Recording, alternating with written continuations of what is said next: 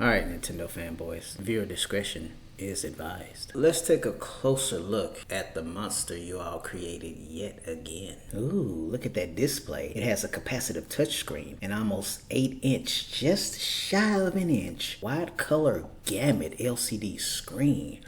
1920 by 1080 pixels. In English, that means a 1080p display with HDR10 support and a variable refresh rate up to 120 Hertz. They aren't willing to be as transparent when it comes to the specifics of the CPU and GPU. Holy shit, that's a quantum leap in storage, all the way from 32 gigs to 256. That's UFS storage, by the way. I'm already enjoying how flashy Nintendo is with the specs of this thing, at least the parts they actually care to elaborate on, as if they are anywhere near the standard for any device in 2025. Okay, Wi-Fi 6, Bluetooth like before. Here's where it gets juicy. 4K 60, 120 frames per second when the HD, Quad HD, and 4K resolutions are selected. That supports HDR10 as well. Oh, and just in case any of you are confused about the resolution that's capable in handheld and tabletop mode, that's restricted to 1080p. Ooh, look, for the audio output, of course you have surround sound and stereo capabilities, as well as a built-in mic with noise cancellation, echo cancellation, and auto gain control that will make your voice chat experience better than an unintelligible one. I don't know who needs to hear this, but there's also power and volume buttons. You get 2 USB-C ports this time, which means you can charge your Switch too in a much more practical way. It even has a headphone jack. Yeah, those were good times. It also has a no shit Sherlock game card slot. Oh, but this time around with micro SD cards, as if Nintendo did Sony's homework from back in the PS Vita days. Only express micro SD cards will work this time, but at least they're more readily available than PS Vita memory cards. And your standard and older micro SD cards are relegated to copying screenshots and videos from your previous Switch systems. I guess this is Nintendo's way of regulating data speeds instead of actually optimizing the hardware and software to do that job instead. Battery life, which I haven't seen anyone delve into, and apparently, like the Switch made in 2017, you all are going to see a return of a mediocre 2 to 6.5 hour battery life. Again, according to Nintendo's guesstimates. While you wait approximately 3 hours for your Switch 2 to fully charge again. Those Breath of the Wild play sessions are going to be rough. The dock is effectively a 4K upscaler, and the Joy-Cons, or the Joy-Con 2 controllers, essentially have more buttons to play around with. They're bigger, you get a better haptic motor, or whatever the fuck they're using for that HD Rumble 2, and the battery specs are essentially the same as they were before. Now, there was a reason for me reading through all of those technical specs Nintendo cared to share with all of us. Now that that's over, did you all go, "You can no longer say that everybody else does what Nintendo don't"? In handheld mode, you're able to play on a nearly 8-inch screen in HD in 2025. There's the biggest elephant in the room. 4K 60 FPS gaming. Holy shit. If only Nintendo did this way back in November of 2016. But what did Nintendo do instead in 2017? They deliberately released this underpowered shit. Yeah, so all they did was put a 720p 3260, if you're lucky, FPS display in the original Switch back in 2017 with a 6.2-inch LCD screen that they literally pressed the restart button to copy and paste into the Switch 2, only to add a bigger size, a 1080p resolution, up to 120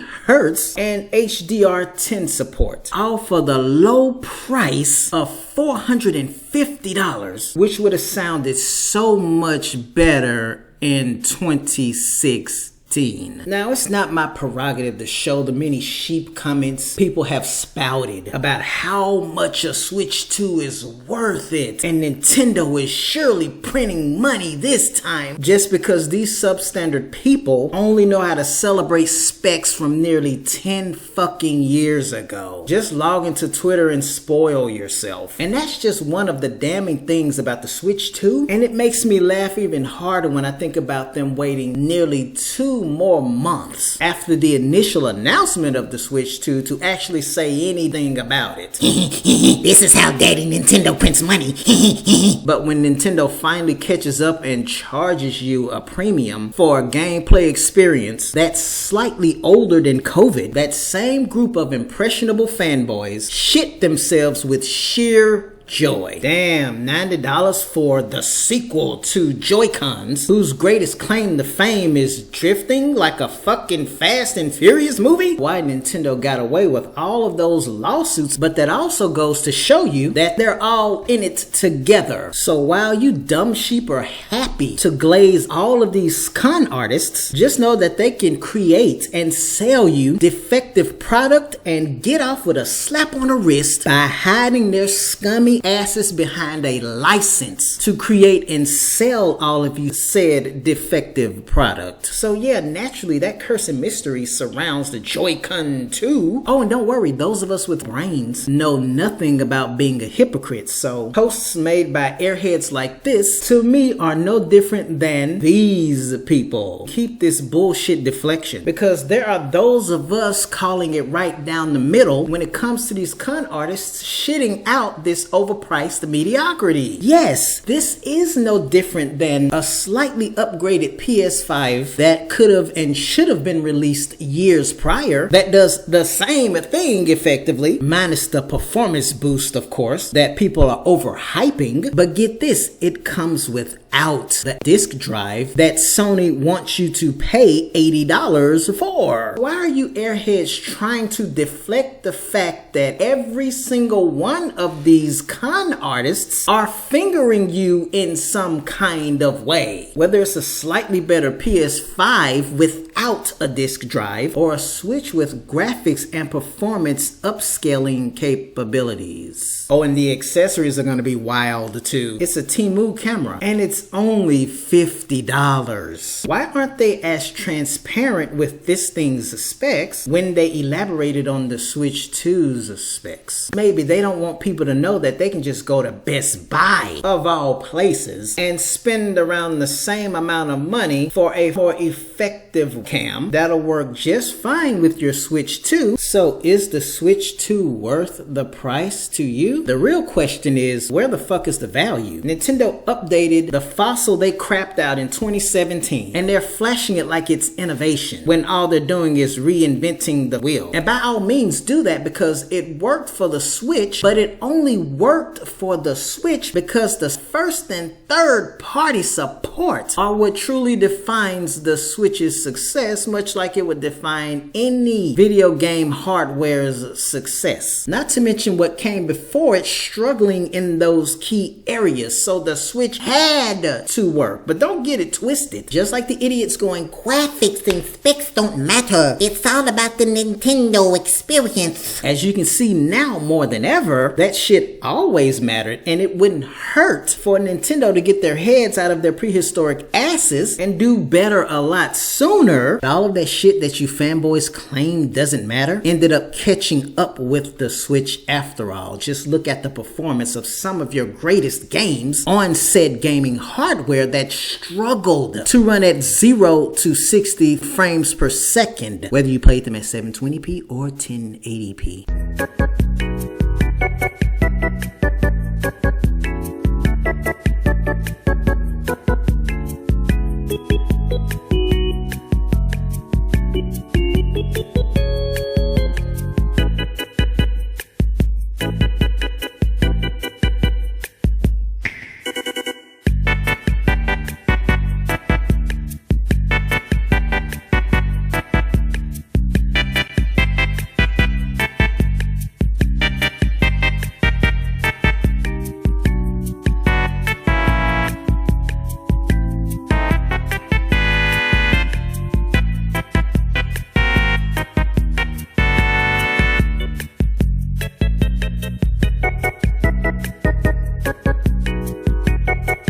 What a lovely choice of music that you chose, Nintendo, while everyone in the chat roasted your asses. So I see that there are some of you saying lower the price. Why? You mean you guys actually have a problem with giving Nintendo $80 for Switch 2 games? Didn't Sony standardize that with their $70 games? Why do you think you have to specifically get those express micro SD cards? Oh, isn't that cute? You all actually thought Nintendo was doing you a favor upgrading the Switch 2's storage to a whopping 256 gigs. No, because along with what should be better data transfer rates, the games made for the Switch 2 are going to be just as demanding. I know what it is. You guys are actually upset because Nintendo is charging you more for the same fucking games you already own on the Switch through an enhanced version made exclusively for the Switch 2. You even get a new story mode in this particular game. And isn't that a lovely precedent that all of you blind fanboys love lapping up? It's okay for Daddy Nintendo to shit out the bare minimum. What do you think the Switch 2 is in 2025? And reskin the games at a higher price. Oh, excuse me. With Nintendo's own tariffs attached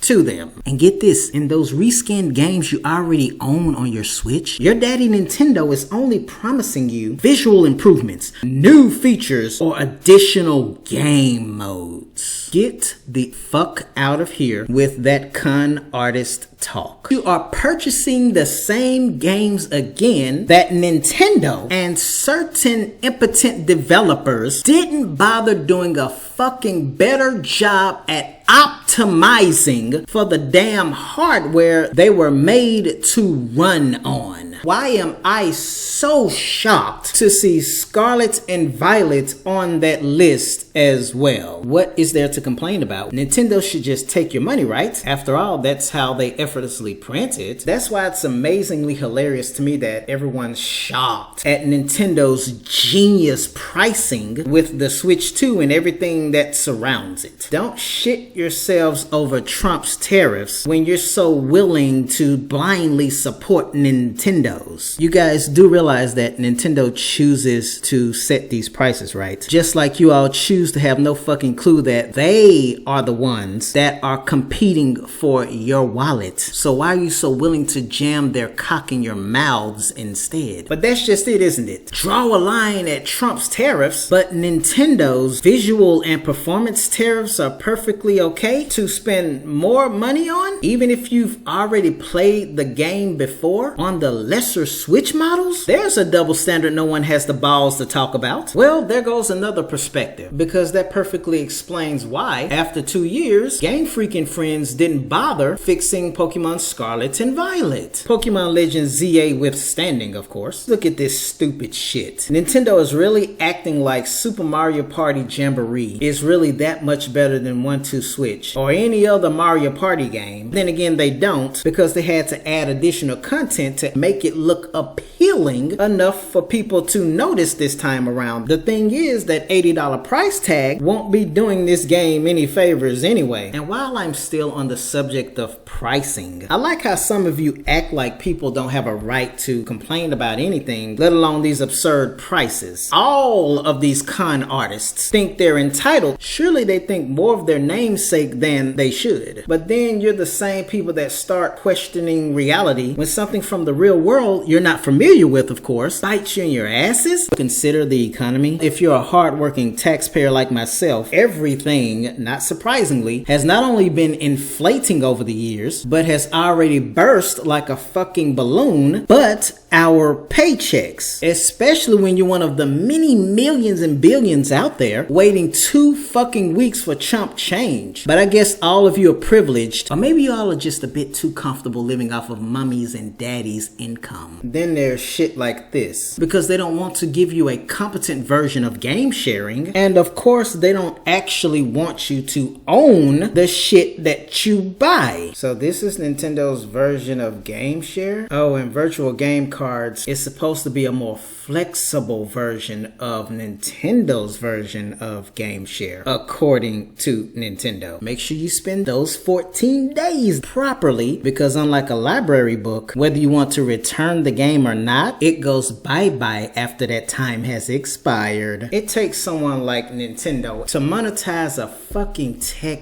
demo. Truly amazing precedent. This one doesn't even need to be explained. Instead of Nintendo encouraging people to engage with this tech demo, they decided to discourage them away from it. So apparently it's supposed to be only $6, but it's a tech demo, you fucking idiots over there at Nintendo Life. Oh, excuse me, Ollie Reynolds. Nintendo shouldn't be charging anything for it. Once again, let's play damage control for the lucrative con artist. Let's make excuses. There goes that journalistic integrity again. And who would have guessed that it's a Nintendo Life employee? For all of you with disposable income in 2025 and in this economy, if you really need to know how to operate your Switch 2 when no one reads a fucking manual to anything, go ahead and spare $6 for a tech demo of all things to teach you how to operate your Switch 2. I've been able to learn how to Dougie for over 15 years now for free. Anybody remember PictoChat? What about all of those AR games that came pre-installed on every single 3DS? Do you guys recall paying any amount of money for those blatantly obvious tech demos? They've done it, guys. You finally get the opportunity to enjoy the real deal when it comes to an actual game chat feature on a Nintendo video game system, and it only took Nintendo nearly 30 years. Oh, but there's one major snag, of course. Your Nintendo Switch Online subscription has to be active after March 31st of 2026, of course. Nintendo claims they want everyone to experience it without the pressure of a paywall, but in reality, they don't want to scare you just yet with the trauma of the reality that you're paying for a fucking game chat feature. I'm guessing you fanboys see absolutely nothing wrong with this, especially when it's pioneered with that Temu camera specifically made for the Switch 2. What did I just say about Best Buy? Here's the best part. You guys get the opportunity to pay for a pathetic game chat experience that likely won't ever get better than a 144p resolution that will further be tanked by a 5 frames per second performance, if that. The mic must really be good on this thing. Nintendo is finally a far cry from the 2017 iteration of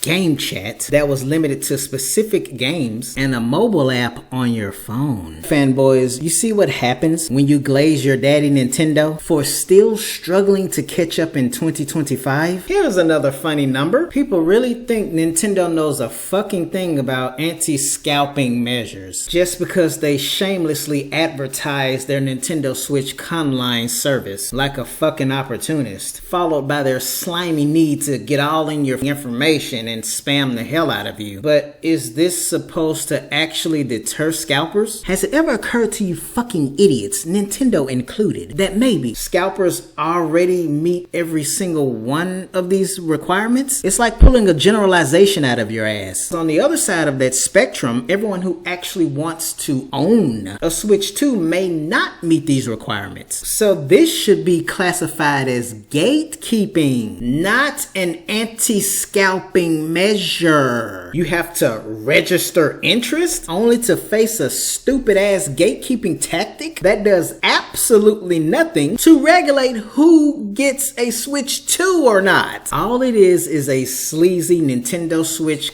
Online plug. Hey Nintendo and garbage journalism alike, if you need a clue on how to make any kind of attempt at discouraging scalpers, there are at the very least people out there that have more of a clue than you ever will on how to do it. Google is your friend. Well, that's generous of you, Nintendo. That still won't encourage me to waste a single dime on your trifling subscription service, but I'm not too proud to accept the handout. You are offering it to me after all. If you don't already know, I condemn Nintendo's subscription service service because it's mediocre, and ultimately it's yet another piece of anti-consumer shit. Nothing will ever be greater than a virtual console service. But Nintendo, of course, is a business ran by businessmen. If you ever want to know how a company changes so drastically when it comes to the things that actually matter, like how mediocre and soulless it is, look at the leadership or lack thereof. That perfectly explains Nintendo then and now. Come on, reskinned games that cost more for some reason, even though you've already owned and played them on your Switch? Why are they charging you at all to upgrade a game you already own when it should be performing seamlessly for the underpowered hardware it's designed to run